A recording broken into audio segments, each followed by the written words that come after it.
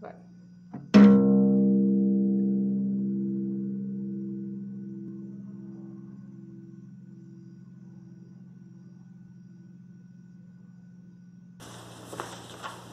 Boa tarde, estudantes. Nós vamos dar prosseguimento aqui no nosso curso de Estrutura 1. Vou começar a matematizar essa parte de radiação de corpo negro, né, que nós estamos estudando. Então, o que nos interessa aqui nesse módulo, né, a radiação de corpo negro,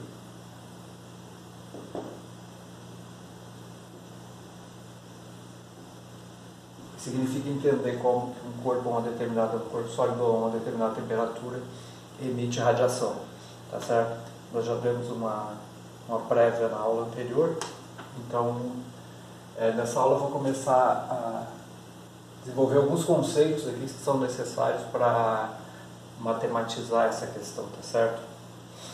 Então, só lembrando, né, no corpo negro a gente definiu a capacidade de absorção dele, um A, que é 1, né? Ou seja, ele absorve toda a radiação que incide sobre ele. A questão é para nós definir qual é a função, né, que descreve a curva de radiação que esse corpo emite em cada um dos comprimentos de onda ou em cada uma das frequências, dado que esse corpo está a uma determinada temperatura, né? Esse é o objetivo dessa parte do curso, para mostrar onde que há problemas aí.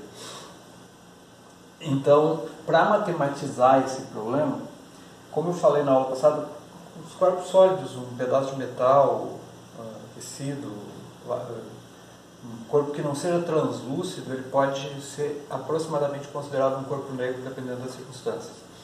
Para matematizar esse problema, no entanto, não é bom você olhar a superfície do corpo emitindo radiação, fica mais difícil. Historicamente, o que foi feito foi desenvolver um modelo. A física sempre trabalha com modelos para facilitar a vida.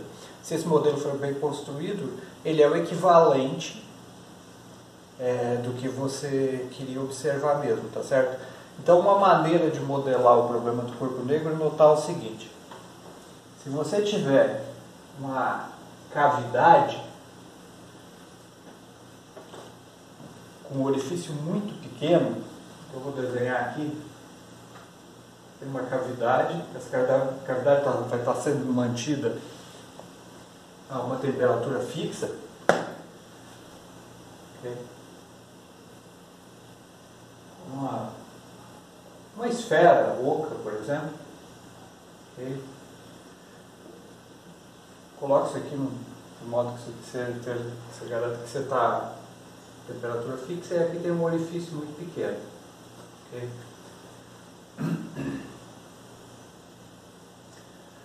Você coloca um observador aqui, né?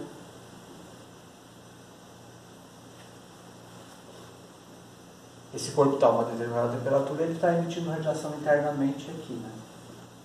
Nas direções. Uma parte dessa radiação, eventualmente, vai sair por aqui. Por que isso pode ser um bom modelo para descrever um corpo negro?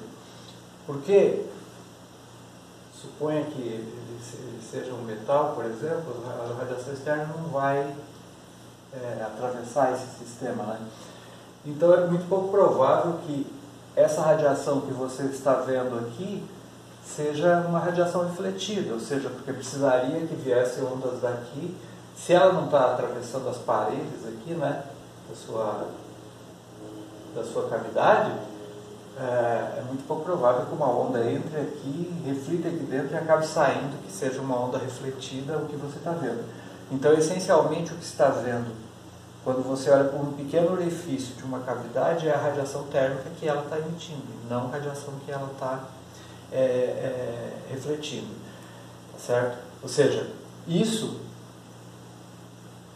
se você não está vendo, ou se você está analisando a radiação por aqui, e tudo que você está vendo está sendo emitido, é como se o corpo fosse um corpo negro perfeito.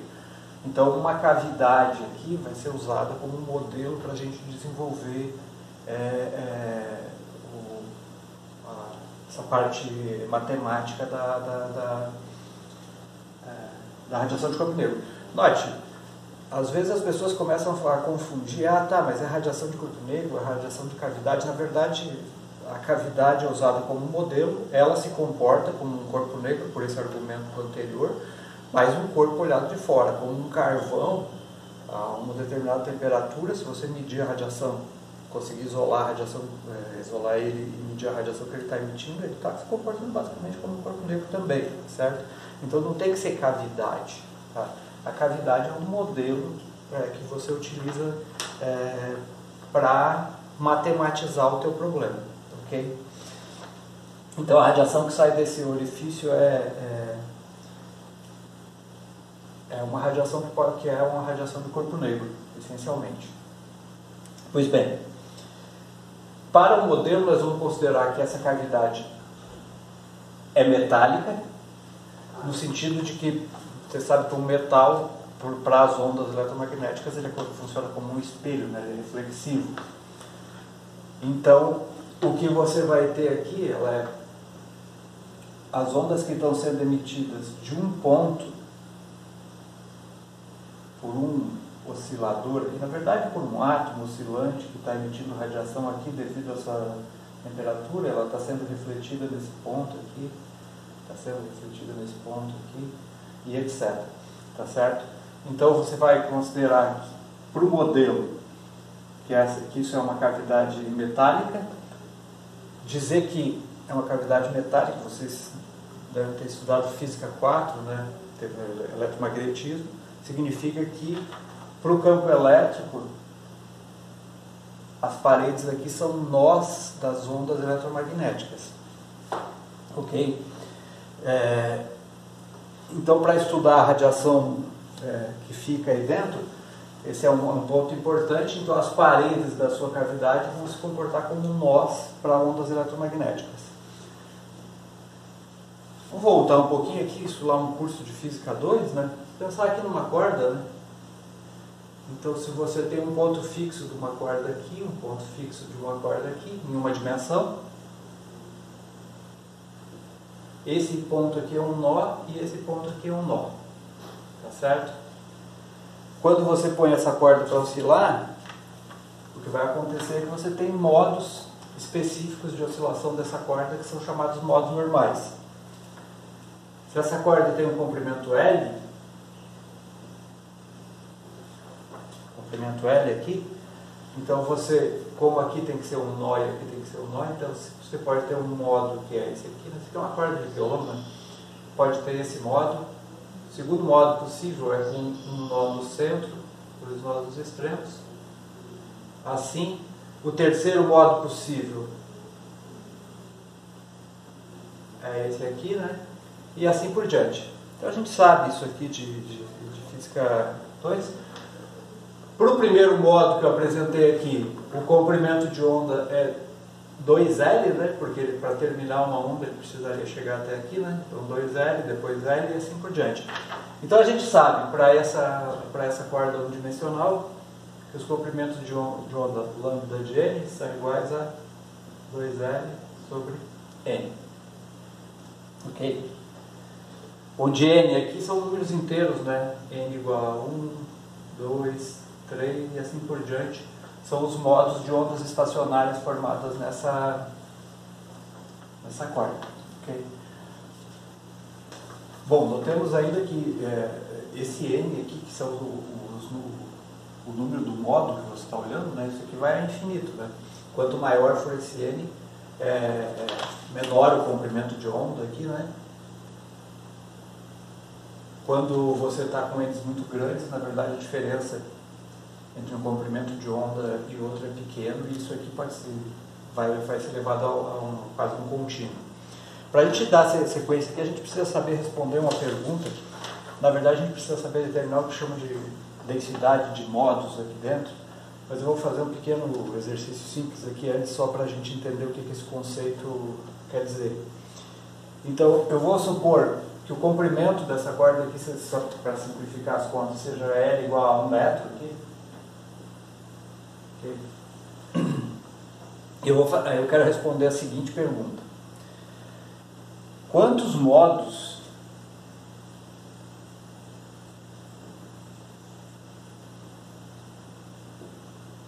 quantos modos há, quantos modos existem entre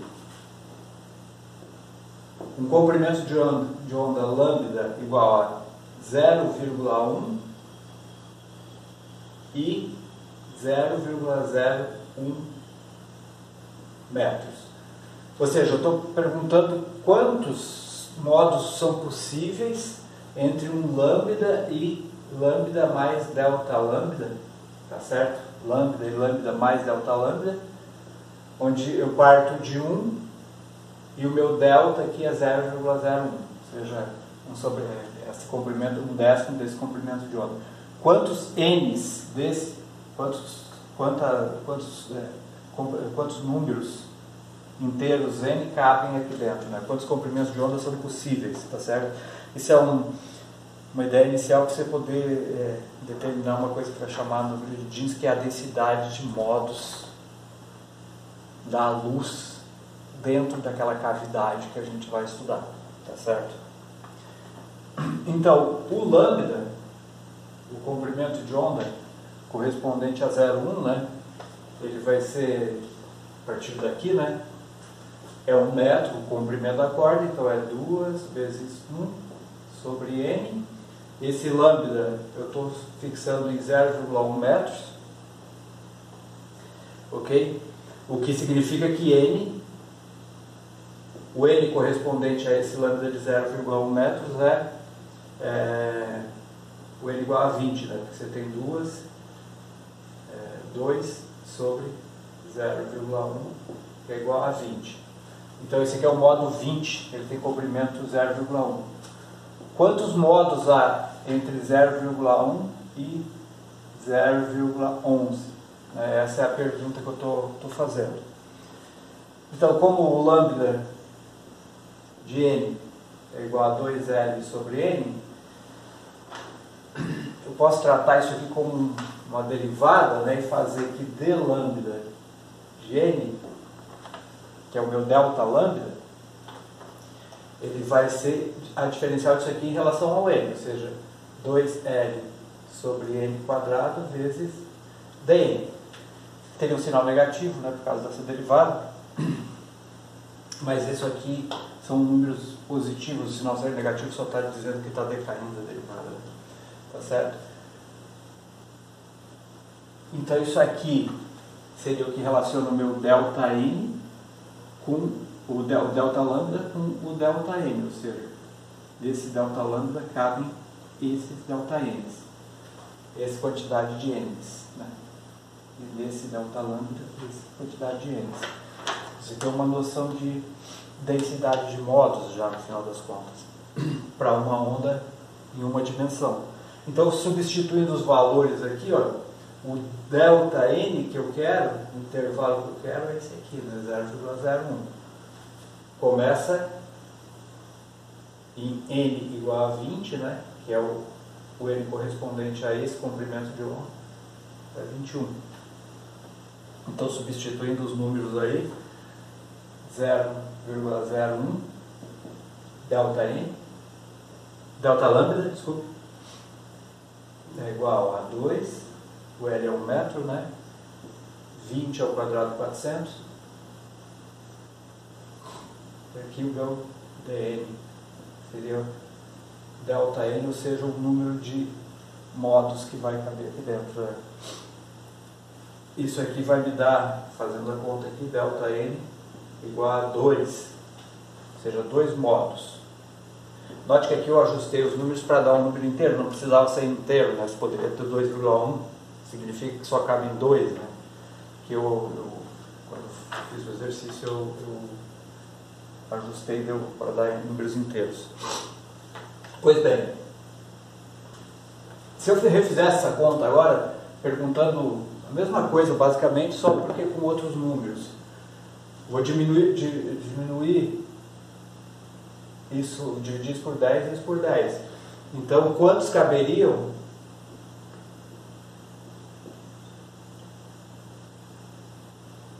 entre lambda igual a 0,01 metros e 0,001 metros? Ou seja, lambda d lambda, ok? Basta refazer essa conta aqui, o n para esse aqui vai dar 200. E você chega aqui nesse intervalo entre 0,01 e 0,001, com esse ΔN aqui, você poderia ter um ΔN total, ou seja, um número total de modos possíveis entre esses dois pontos aqui, você daria 20. Se você dividir de novo, vai dar 200 e assim por diante, por causa desse quadrado que aparece aqui. Então, conforme você vai partindo para n grandes, cada vez num intervalo menor vai cabendo mais modos, porque você tem uma relação inversa aqui, né? Quadrática inversa. No intervalo menor de diferença de comprimento de onda, vão cabendo mais menos. O próximo vai dar, se eu dividisse de novo por 10, daria 200 modos entre 0,001 e 0,0001 e assim por diante, tá certo? Ou seja, isso vai caminhando conforme os seus comprimentos de onda e vão sendo muito pequenos, o n, o modo muito grande, o comprimento de onda muito pequeno, em relação ao comprimento da sua corda, tá certo? Isso vai virando um contínuo, né? Porque você vai tendo tantos modos que um está bem pertinho do outro em comprimento, você pode mais ou menos considerar um contínuo. Esse conceito é importante para o que vai vir na sequência. Então, voltando aqui para a nossa cavidade de radiação, lembrando, a nossa cavidade, então, ela é espelhada por dentro, né? Como se fosse uma cavidade metálica, e ela forma nós nas paredes aqui, né? Então, eu vou, para simplificar a formulação, a gente pega uma cavidade quadrada. Note, a geometria dessa cavidade não vai restar no final do desenvolvimento, então você pega a geometria mais simples para trabalhar, mas ela vai ser universal a solução, tá certo? Então, o que você tem aqui nessa cavidade, você está olhando por dentro, a radiação eletromagnética como que está presa ali dentro, né? Tá? Você tem como que um oscilador aqui, que está emitindo radiação nessa direção, aqui e aqui. Isso são modos na direção X, modos na direção Y e modos na direção Z. Quando você pega uma situação dessa, você pode separar isso como se fossem coisas independentes, né? Cada direção se comportando como se tivesse em uma dimensão, né? Só porque aqui, com ondas eletromagnéticas. Para esse desenvolvimento aqui, o comportamento é basicamente semelhante ao que aconteceria numa onda numa corda, numa onda transversal numa corda. O campo eletromagnético transversal aqui, onde se propaga para lá. Então, cada ponto da parede da corda está funcionando como uma antena e está emitindo radiação e a outra está recebendo, retransmitindo e assim por diante. Note, quando isso aqui foi desenvolvido lá no final do século XIX, eles não sabiam o que era átomo, não sabiam separar núcleo e eletrosfera, essas coisas, mas eles conheciam já o eletromagnetismo e sabiam que a radiação é emitida por um dipolo elétrico também. Então, o que você enxerga é como se tivesse pequenos dipolos elétricos oscilantes em cada ponto aqui dessa cavidade, recebendo e retransmitindo as suas ondas eletromagnéticas numa agitação aí devido à temperatura que essa cavidade está. Okay? Então, nós temos... a gente pode desenvolver isso aqui em termos de comprimento de onda ou de número de onda. É melhor resolver em termos de número de onda, por enquanto. Então a gente define, né, o Kn, o número de onda para cada onda, se fosse uma direção assim, né, 2π sobre o recíproco do comprimento de onda, né. Então aqui nós temos 3 dimensões espaciais agora, né? Um Z dentro dessa cavidade, X e um Y. O índice, né, da onda estacionária aqui, eu vou chamar aqui de N, aqui de M e aqui de L. Cada uma onda estacionária que está com nó aqui e aqui, uma que está com nó aqui e aqui, uma que está com nó aqui e aqui. Tá certo? São independentes a maneira com que correm esses números que definem o modo na direção x, y, z aí, tá certo? O vetor de onda da onda é um k, que é igual a kx na direção y, mais ky na direção j, mais kz na direção k. E o vetor de onda da onda eletromagnética aí. O módulo desse vetor é o k escalar k, né? K escalar k. O módulo desse vetor de onda é raiz quadrada de kx quadrado mais ky quadrado mais kz quadrado. Ok? Só lembrando rapidamente, né? Ondas estacionárias em uma dimensão, ela é um tipo seno de kx, seno de ômega t separados, né? Em 3 dimensões ela é um produto, né? Então uma onda estacionária psi aqui, ela é um somatório em L, M, N, cada um dos modos em cada direção, ok? Seno de kx, x, e o seno de ky, y, seno de kz, z, vezes uma função do tempo aqui, né? Cosseno de ômega t, aqui função da frequência de cada modo, né? Tá certo? Então, define uma onda estacionária. Uma onda estacionária, uma onda que se propaga, você tem o kx menos ômega t dentro do argumento aqui, né? E uma onda estacionária, você tem a parte espacial e temporal multiplicativa, né? De modo que os nós numa onda estacionária fossem fixos. Então, esse termo aqui eu posso escrever agora da seguinte forma.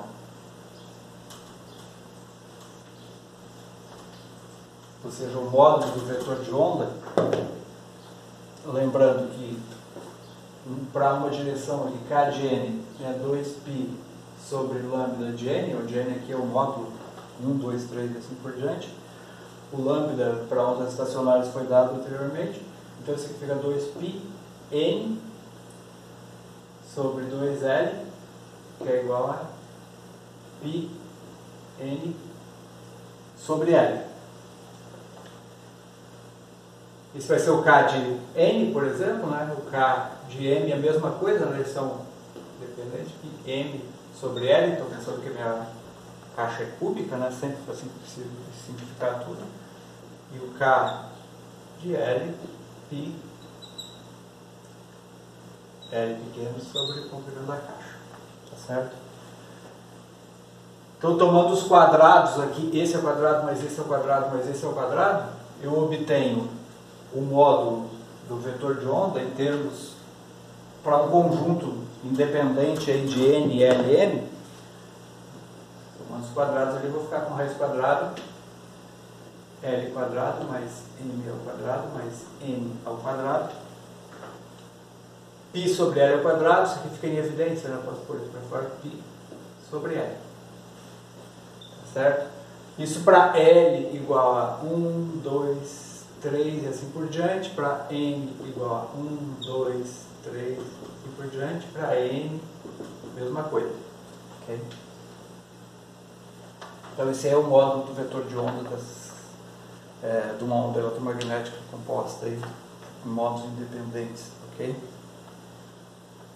Então isso aqui te dá o valor, qualquer combinação de K possível te dá o valor, qualquer combinação desses números aqui possíveis, né, eles são independentes um do outro, te dá o valor do módulo do vetor de onda dessa onda lá dentro da cavidade.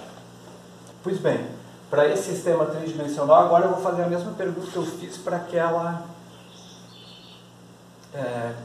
para aquele sistema unidimensional. Quantos modos de onda existem entre um comprimento de onda tal e um delta em relação a esse comprimento de onda? Mas agora em 3 dimensões, tá? Eu vou responder eu vou fazer em termos do K, que é o recíproco do L, do lambda, fica mais fácil de enxergar aqui. Tá? Então, vamos retraçar o nosso sistema de 3 eixos aqui. Então aqui eu tenho o Z que está relacionado, não sei se eu usei esse mesmo progressão, mas tanto faz, né? Chamar esse eixo aqui do eixo N, L e M, que está relacionado ao modo indo na direção Z, Y e X, tá? Note o seguinte, esse K aqui, ó, isso aqui é uma constante, né? O pessoal é um π sobre o comprimento, sobre a largura da caixa. Se eu levar ao quadrado, isso aqui é K quadrado igual a L quadrado, mais M quadrado, mais L quadrado. Isso aqui funciona, esse K, o módulo de K está funcionando como o raio de uma circunferência, né? Então, Pitágoras em 3 dimensões, né? Na dimensão L, M e N. Você vai dizer, tá, mas L e M e N são inteiros, não são reais. Mas tudo bem, mas quando você está com números grandes, a gente já viu que isso vai caminhando para uma espécie de contínuo, né? Porque cada vez você tem mais modos no intervalo de delta lambda menor. Então, para os primeiros aqui, você teria ele meio como discreto, mas quando você está pensando em números grandes, em modos grandes, ou que o comprimento de onda seja pequeno em relação ao tamanho da sua caixa, isso é verdade, você está num limite que é quase contínuo. E note também que se você tem uma cavidade de dimensão finita, com uso de pequeno comprimento de onda, comprimento de onda pequenos lá dentro, isso também é verdade, tá? Então eu enxergo esse K ao quadrado aqui como se fosse o raio numa esfera formada pelo x quadrado, y quadrado, z quadrado, se você quiser aqui, tá certo? Então aqui você tem um oitavo de uma esfera. N, L e M são positivos, né? São positivos aqui, né? Então eles só estão no eixo positivo aqui, positivo aqui, positivo aqui. Você tem um oitavo de uma esfera. O K é justamente o raio que está aqui, né? O raio dessa esfera. Então, fixado no K, eu tenho os N's aqui para dentro, ó, se formasse um volume esférico. Um dk está aqui, né? Formando uma casca esférica, daqui para cá. O dk está aqui formando uma casca esférica.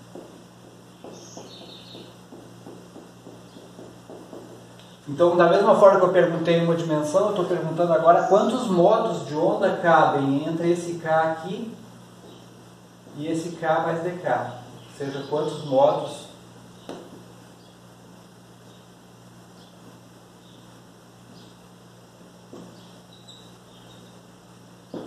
K e K mais dk. Okay?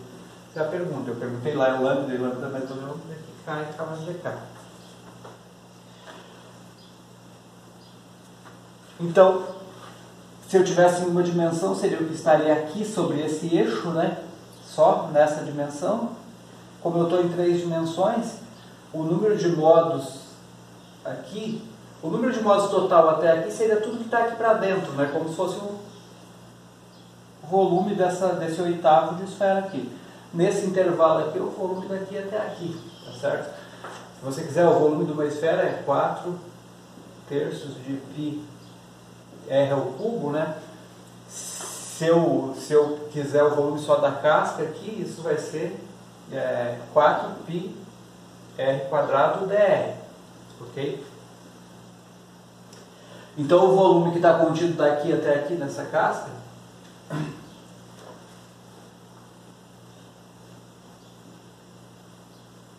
note, eu estou falando de volume de novo pelo argumento de que eu estou considerando que para números grandes esses N's aqui, o número de modos começa a se comportar como um contínuo, tá?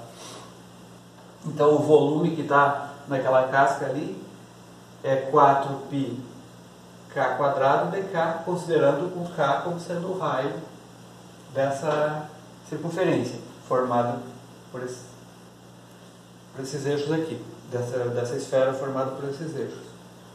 Então, o número de modos entre K e K mais dk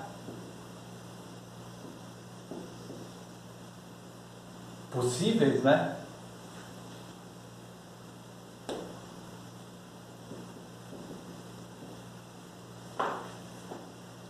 Vai ser igual.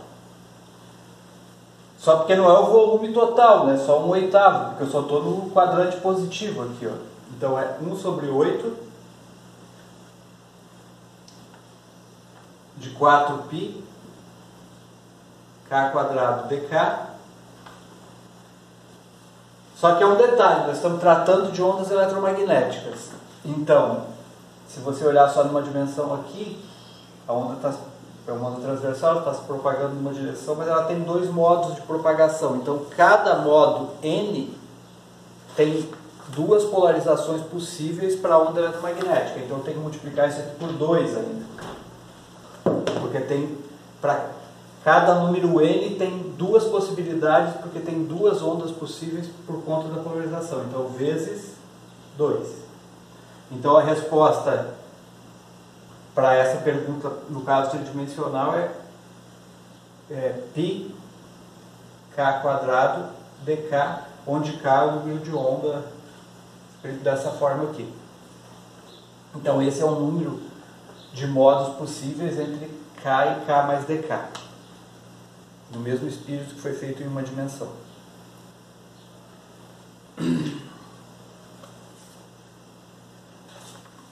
Então eu poderia chamar isso aqui, esse número aqui, de um N de K dk é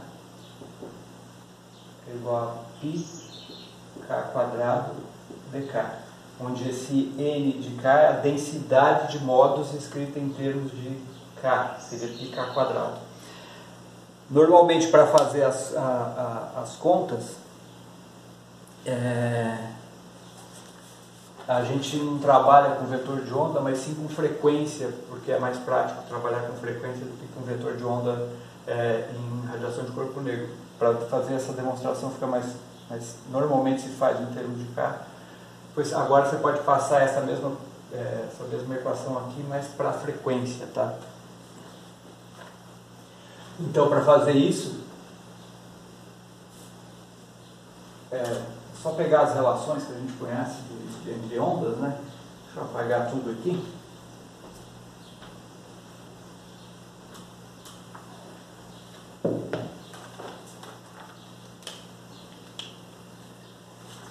Estou só lembrando, né? Nosso K aqui, quadrado de n quadrado mais l quadrado mais m quadrado e sobre L. Frequência é Kc sobre 2L. Frequência é C sobre lambda, né? Certo? Em termos de módulo aí. E a dni, né? Então vai ser C sobre 2L dk. Okay? Então eu posso reescrever a expressão que eu obtive anteriormente, agora em termos de frequência, substituindo, né? Você vai ter mi quadrado, vai ser k quadrado, c quadrado sobre 4l quadrado, vezes dqui aqui. Então eu vou definir um número de modos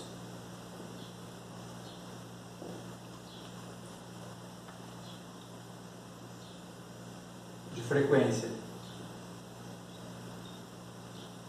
entre Mi e Ni mais Dni, isso para ondas eletromagnéticas estacionárias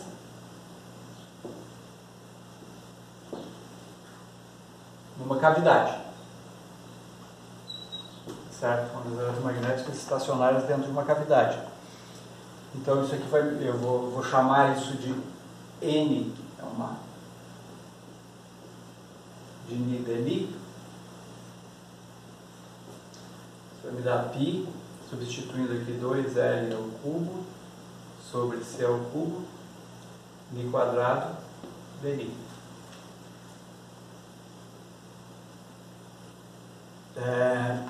Note que aqui eu tenho L ao cubo. Ó. L é o comprimento. Eu modelei como uma caixa cúbica, né? L ao cubo é o volume da tua cavidade. Ou seja, eu posso escrever isso aqui em termos de volume, não me interessa se é cavidade ou esférica, se é oval ou se é quadrada, tá? Então eu tenho N de Ni dNi é igual a π C ao cubo sobre 8L ao cubo Ni quadrado dNi.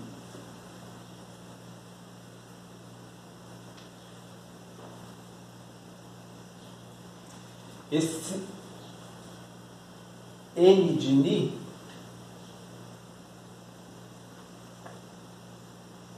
que é esse número aqui, ó, essa função aqui, que é igual a π sobre C ao cubo 8. Desculpa, eu vou substituir em termos de volume já, tá? Volume da cavidade, 8V Ni quadrado. Essa grandeza aqui é chamada densidade de modos.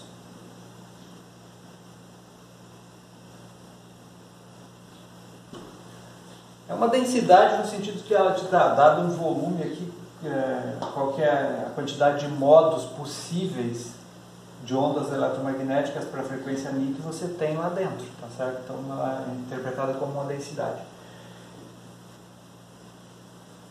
Isso aqui é chamado número de Jeans na literatura, número de Jeans,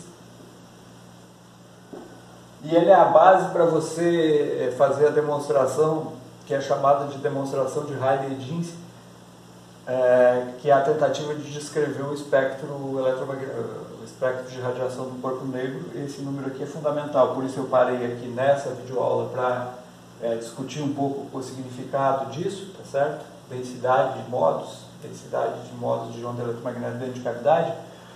E daí, a partir do conhecimento desse número, um pouquinho de termodinâmica, a gente pode refazer a demonstração chamada de Rayleigh-Jeans, que é a demonstração clássica de como que são as curvas de radiação eletromagnética, que é uma demonstração que vai dar um furo chamado catástrofe do ultravioleta, que quer dizer, ela não consegue descrever o que está acontecendo na natureza a partir de uma série. Esse argumento aqui está tudo certo, tá? A argumentação que vai ser problemática vai ser uma outra que a gente vai discutir na videoaula posterior, ok? Por enquanto era isso, obrigado.